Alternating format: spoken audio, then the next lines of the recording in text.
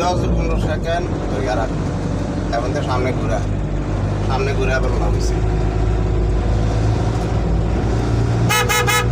বাড়ির ভিতরের অংশ হলো ক্লিয়ার হয়।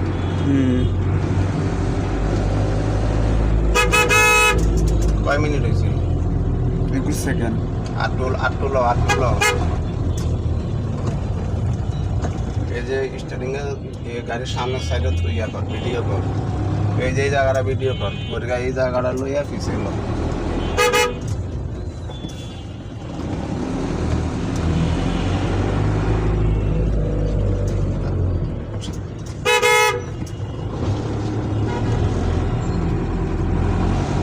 তারা এর সামনে একটা মোড় আছে, টার্নিংটা যখন হিরামো না তখন আমাদের